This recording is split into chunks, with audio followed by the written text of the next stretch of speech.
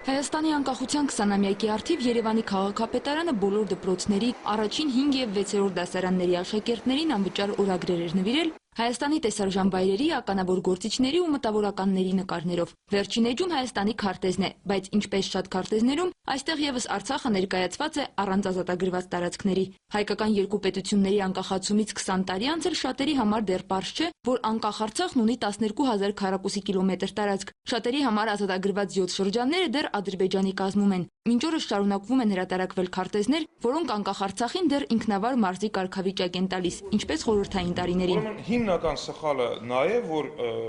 այս երկրի փոխարեն, այս պետության փոխարեն նշվում է չեղած պետության կազմում, խորհրդային պետության կազմում,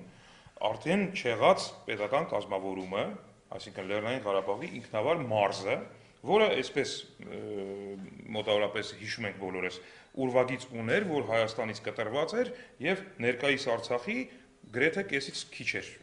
Այս քարտեզը հաստատել է Հայաստանի կառավարությունը հրատարակել քարտեզագրության կենտրոնը։ Սա կարող էր ուղենիշ լինել նրանց համար, ովքեր ուզում են ներկայացնել Արցախի իրական սահմանները։ Մինչդեռ քարտեզագիր Գրիգոր Բեգլարյանն ասում է, պետական մակարդակով անգամ աղավաղվում է սահմանը, խախտվում է Արցախի վարչատարածքային բաժանման մասին պետական օրենքը, որտեղ գյուղ առ գյուղ նշված է, որ շրջանի մեջ որ գյուղերն են մտնում։ Քարտեզագիրն ասում է, անհրաժեշտ է ուշադիր լինել նաև հայկական տեղանունների նկատմամբ։ Դրանք անժխտելի փաստեր են, որ ապացուցում են, շատ հայկական բնակավայրեր մինչև 6000 տարվա պատմություն ունեն։ Հայաստանի եւ Արցախի հանրապետություններում, որտեղ որ կառավարման, այսպես ասած, լծակները մեր ձեռքում են, վերադարձրեցինք հին հնագույն հայկական անվանումները, բոլոր են լենինականներին, լենինավաններին եւ